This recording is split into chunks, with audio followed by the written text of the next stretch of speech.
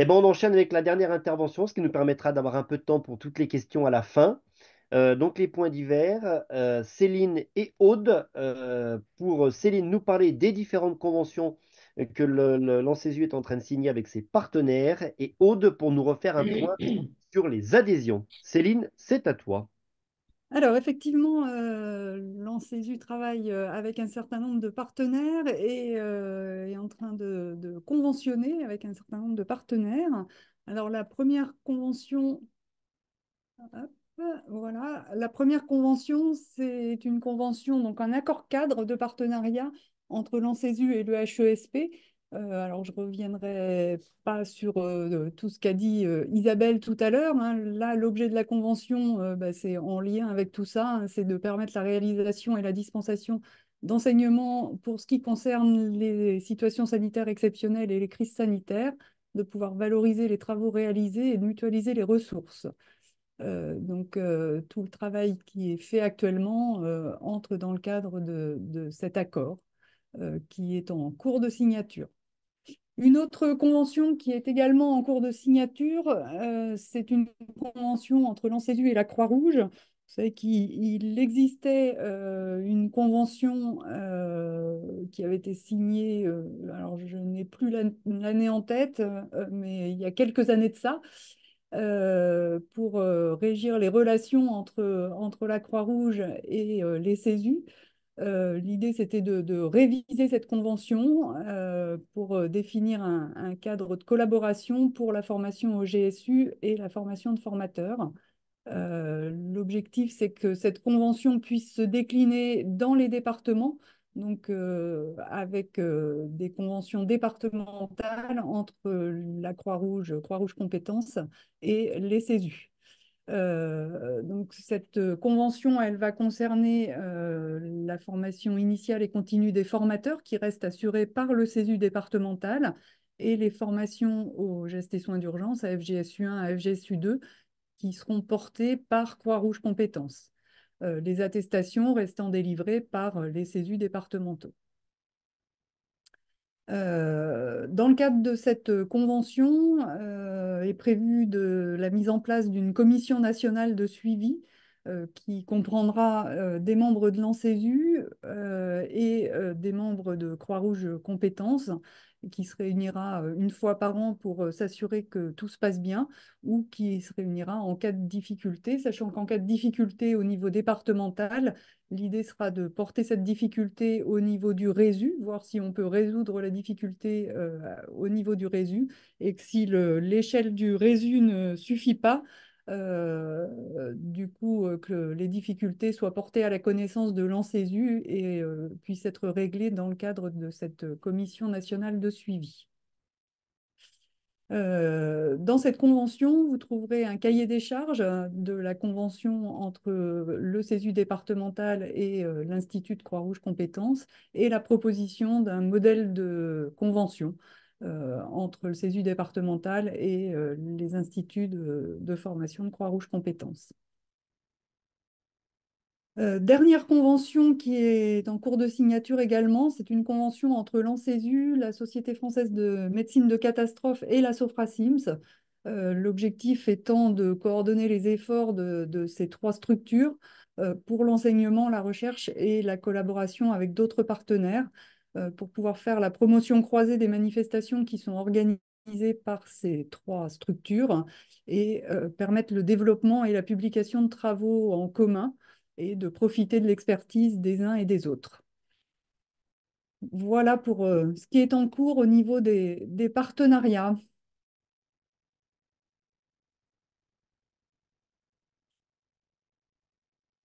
Vous voyez que l'actualité est riche.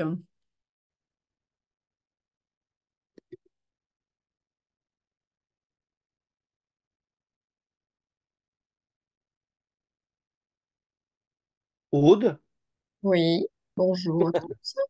c'est à toi. Benjamin, est-ce que tu peux me mettre les diapos, s'il te plaît? Merci. Donc, je vais refaire un petit point sur les adhésions euh, qui sont un petit peu plus importantes cette année à cette date que l'année dernière et surtout en plus des adhésions euh, établissement. Donc, dans les adhésions, vous allez directement sur le site en CESU et vous avez un onglet adhérer. Vous cliquez dessus et vous allez avoir deux types d'adhésions. Donc, les adhésions individuelles qui sont à 40 euros, vous payez directement, vous remplissez un formulaire avec votre nom, votre prénom, votre adresse, votre CESU de référence et vous attestez que vous faites partie du CESU. Et le paiement se fait directement par le site, soit via PayPal, soit on peut payer directement en carte bancaire. Donc ça, c'est important parce qu'on n'est pas obligé de passer par PayPal. Je sais que ça empêche quelques-uns de payer pour avoir, parce que ça demande la création d'un compte PayPal, mais vous pouvez payer directement en carte bancaire. Et donc, une fois que c'est payé, vous recevez un mail qui vous dit intitulé Paiement effectué. Et dans ce mail, dans le corps du mail, il y a un code d'accès aux ressources pédagogiques du site. Donc, quand vous avez payé, vous pouvez aller sur les ressources pédagogiques, vous mettez le code qui vous a été envoyé, évidemment, vous le gardez bien, et vous pouvez avoir accès aux ressources pédagogiques. Deuxième type d'adhésion, les adhésions établissements. Donc, les adhésions établissements, c'est fait pour avoir des réductions pour des inscriptions à des colloques ou des journées pour 4 adhérents. Donc, ce qui se passe, c'est qu'il faut aller sur le site, remplir le formulaire en mettant qui est le responsable du CESU. Euh, on envoie une facture via notre partenaire ERAL à l'établissement.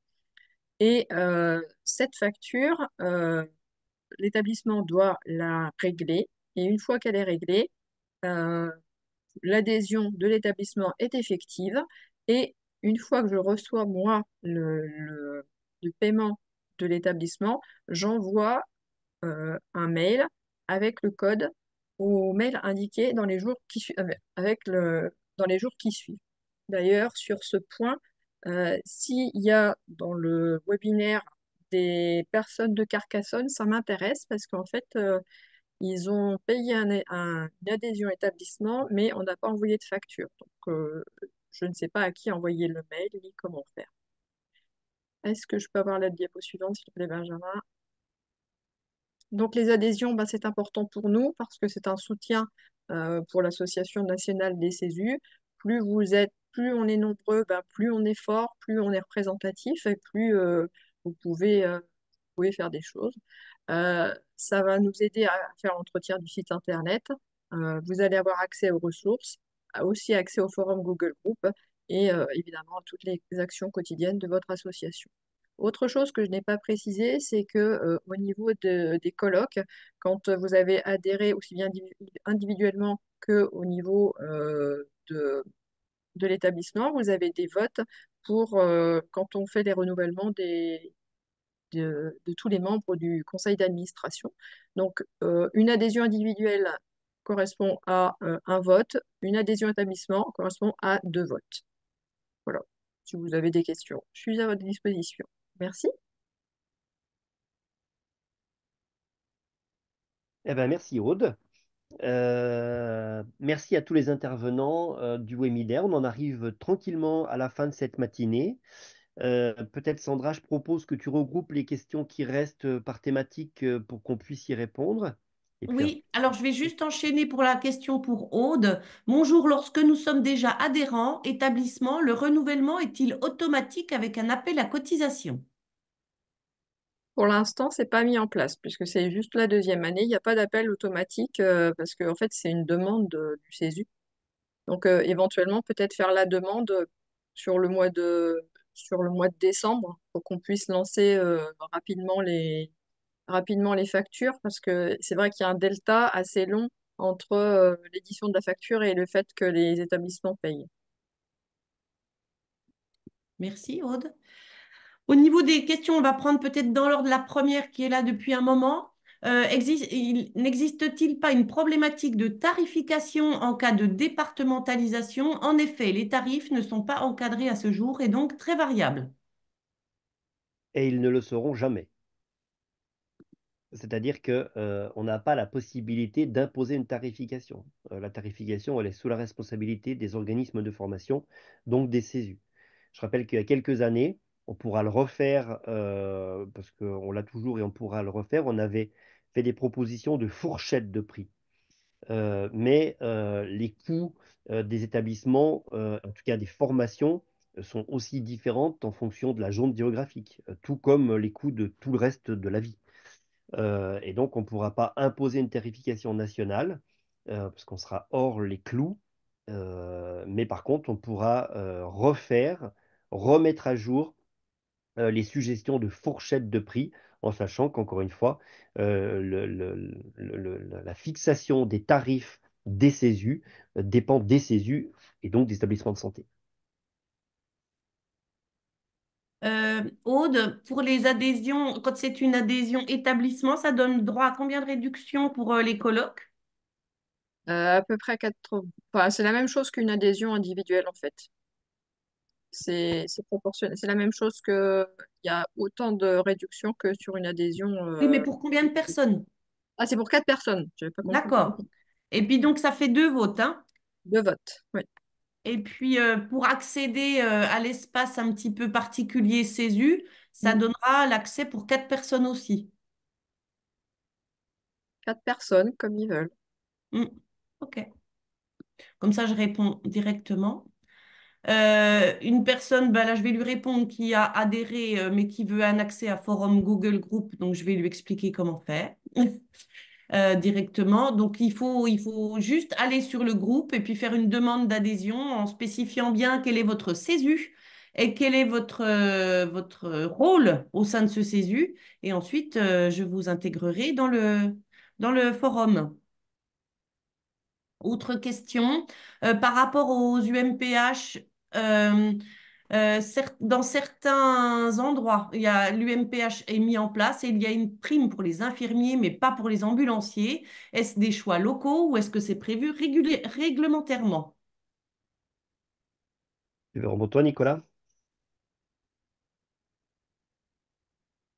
Il n'y a pas pour l'instant, j'ai pas vu passer de réglementation concernant une indemnité complémentaire pour les infirmiers participant à cette activité. Effectivement, il y a certains établissements de santé, mais c'est local qui vont proposer une prime euh, pour ces participants infirmiers, mais j'ai pas entendu parler non plus de choses particulières pour les ambulanciers. Et je pense que ce sont des conventions locales. Il faut voir aussi avec les ARS, il y a certaines ARS qui financent des postes complémentaires dans nos services d'accueil d'urgence et de SMUR pour intégrer de nouveaux professionnels pour faire participer à cette activité UMPH. Certaines ARS financent les formations de ces UMPH. Donc, il faut peut-être se rapprocher effectivement des établissements de santé, des directions financières des établissements de santé et des ARS. Merci. Une autre question concernant la FAE SMUR. Beaucoup d'ambulanciers dans notre SMUR ne l'ont jamais eu ou il y a plus de 5 ans. Après 5 ans, une formation initiale est-elle nécessaire ou un recyclage simplement? Et existe-t-il une validation des acquis pour les ambulanciers déjà en poste depuis de nombreuses années? Juste question. Enfin, je prends la parole, mais mes collègues qui font aussi la FAE ambulancier SMUR pourront compléter ou répondre. Le texte précise que les ambulanciers qui travaillent dans un SMUR doivent avoir une FAE ambulancier SMUR valide dans l'année qui suit leur intégration dans le poste d'ambulancier SMUR. Donc, il faut penser à les former. J'ai pas notion de validation des acquis. Ou en tout cas, il faut, comme le disait Isabelle tout à l'heure, passer par aussi la formation d'adaptation aux nouveaux gestes qui leur permet aussi de gagner en compétences. Merci. Existe-t-il une réflexion en lien avec les TIIH? Je pense que c'est les Oui, mais transferts ça, je l'ai vu passer la question, c'est la même Interhospitalier. chose en fait, hein. Les TIH seront intégrés dans les organisations des UMHP obligatoirement. Donc voilà, il y aura pas une organisation T2IH et une organisation MHP. C'est la même chose, hein. C'est une équipe paramédicalisée, qu'elle fasse du primaire ou du secondaire. les choses pourront être faites. Moi, je connais un département pas très loin du mien où les choses ont déjà été faites. Donc voilà, vous pourrez, c'est une réflexion qui sera faite. Et en tout cas, c'est sous l'égide et sous la responsabilité du SAMU. D'accord. Alors, il y aura des questions un petit peu financières, mais la dernière qui n'est pas financière, c'est à quel moment l'arrêté de l'ANSESU va sortir concernant les centres de formation privés reliés au CESU de leur département? Alors, l'arrêté de l'ANSESU. Ça ne sera jamais l'arrêté de l'ANSESU, hein. Pour rappel, l'ANSESU est une association à but non lucratif dont le rôle est uniquement de récupérer et d'essayer de fédérer tout ce que vous faites et de faire avancer le schmilblick. Donc l'ANSESU a fait des propositions et donc l'arrêté de l'État, s'il sort, enfin l'arrêté ou le décret, je ne sais pas, probablement un arrêté, si effectivement il sort, on n'a pas de date pour l'instant. Encore une fois, la seule date qu'on peut vous dire, c'est ce que nous, on a remis comme travail, le travail qu'a fait la totalité du CA de l'ANSESU et certains d'entre vous, puisqu'on a eu plein de propositions et qu'on a essayé de colliger tout ça, a été remis au ministère au mois de janvier.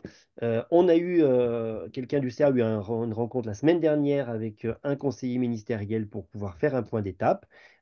Et donc, on ne peut pas vous donner de date. Est-ce que ce sera d'ici l'été? Est-ce que ce sera plutôt à l'automne?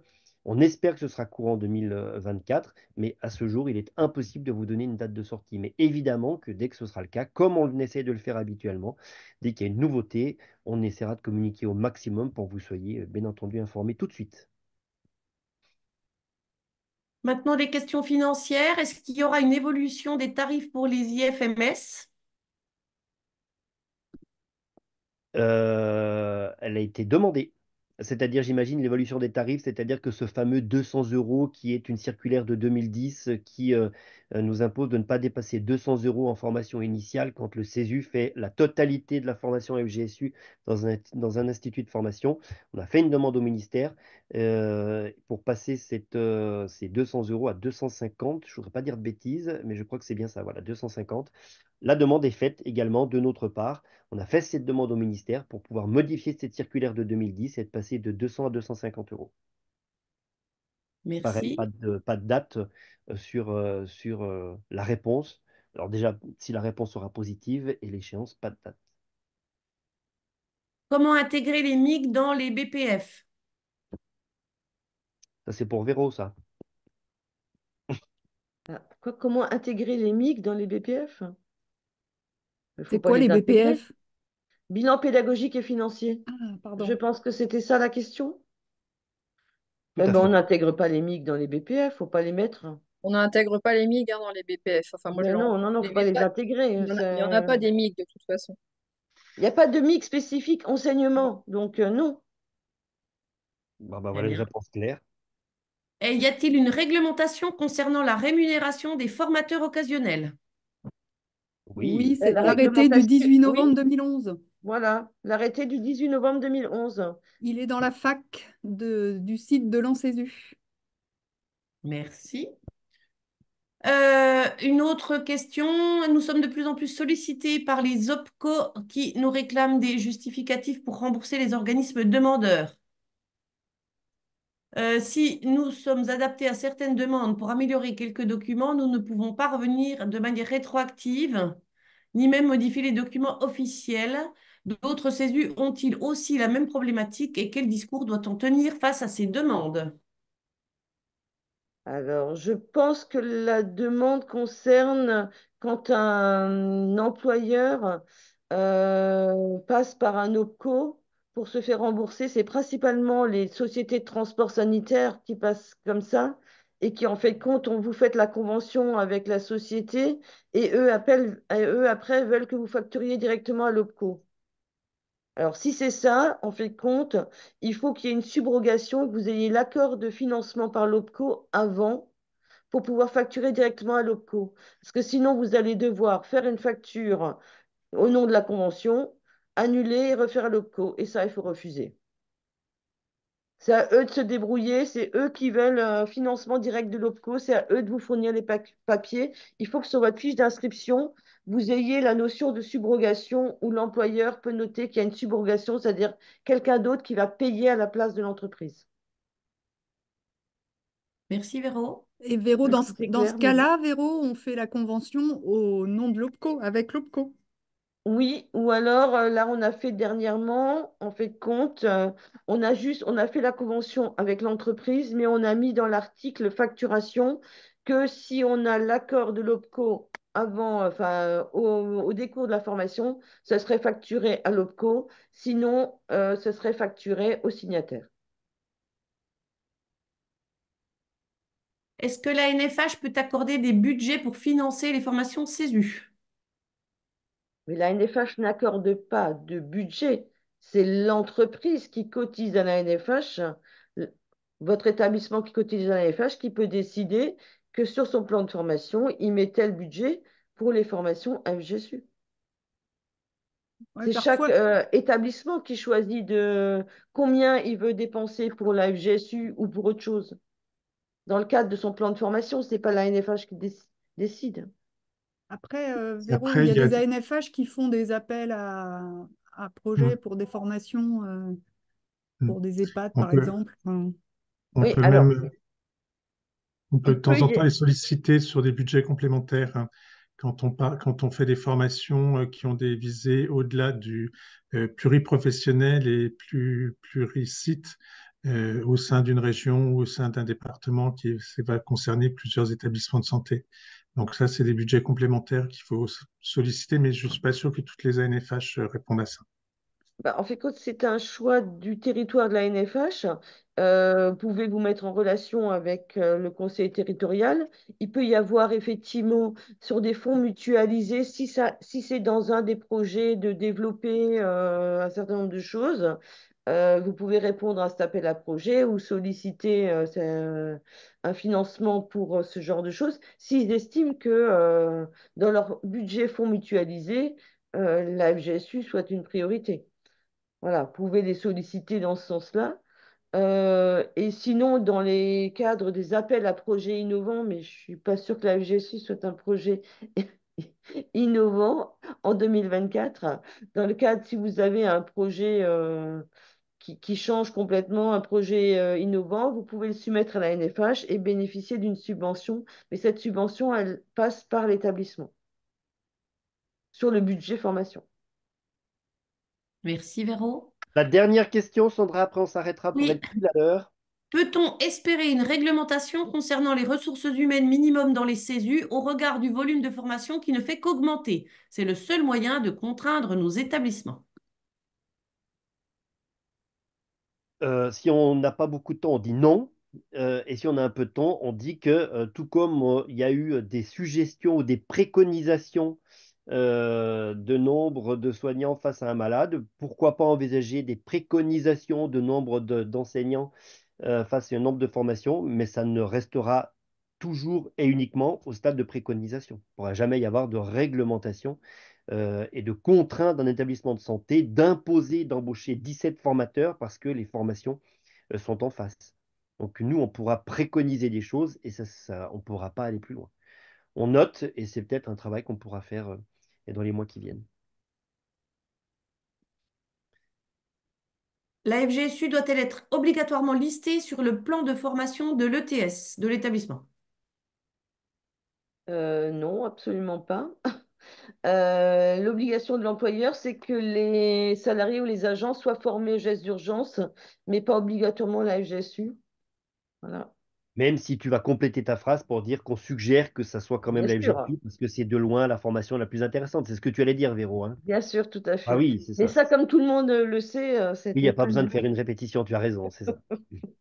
Enfin, les textes de certification 2024 pour les établissements mettent très en avant quand même la FGSU. Oui, Et tout à c'est fait. l'obligation, c'est 100% du personnel soignant.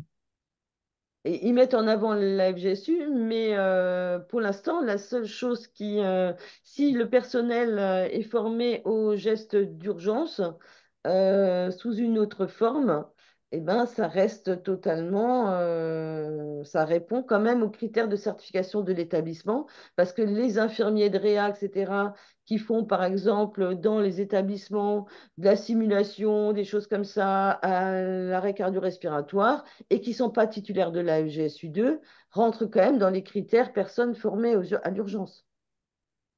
Mais je suis d'accord avec Voilà, toi, ça Véro. c'est la réglementation. Je suis d'accord avec toi, Véro. Mais après, quand tu vas avoir le livret du certificateur, euh, là, les choses sont un peu plus précises. C'est la nouvelle fiche gestion des urgences vitales dans l'enceinte de l'établissement qui a été validée le 7 décembre 2023. Bien, il est midi. Donc avant les 4 bips de midi, je voudrais vous remercier tous de votre participation, hein. Vous étiez plus d'une centaine à participer à ce webinaire. On espère avoir répondu à vos questions. Il sera donc en replay sur le site de l'ANSESU. Deux choses avant de vous quitter. La première, n'hésitez pas à aller dans la rubrique foire aux questions de notre site où on essaie de répondre au maximum de questions et de vous donner le maximum de documents, également des newsletters que vous avez toutes répertoriées sur le site de l'ANSESU. On donne régulièrement des infos et on a souvent des questions qui se répètent. Et donc, n'hésitez pas à retrouver également ces newsletters. Et enfin, on le dit toutes les années, Julien vous en a parlé rapidement tout à l'heure au début, un moment fondamental au printemps pour nous, c'est le bilan, votre bilan. Je rappelle que c'est un bilan qui est obligatoire. Nous sommes missionnés par le ministère, puisque avant les bilans étaient faits directement entre les CESU et les ARS qui les faisaient monter au ministère. Et depuis 7 ans, on est missionné par le ministère pour récupérer ces bilans. Ça fait 3 ans qu'on récupère 100% des bilans. On compte sur vous aussi cette année. Ça nous permet d'avoir une vraie assise sur l'activité qu'on a. Et ça fait un lien avec les dernières questions qu'on a pu avoir sur le nombre de formateurs, combien il y a le temps médical nécessaire, etc., etc. Avec ce document et en montrant à nos autorités et à nos tutelles la totalité de tout ce que vous faites, ça nous permet d'avoir une réelle assise pour toutes les négociations qu'on pourrait avoir à faire dans le cadre de vos demandes. Mille merci pour votre participation. Rendez-vous à travers différentes newsletters et autrement, rendez-vous à Mont-de-Marsan au mois de décembre. Mais bien sûr, à Mont-de-Marsan au mois de décembre. Merci à tous et à très bientôt.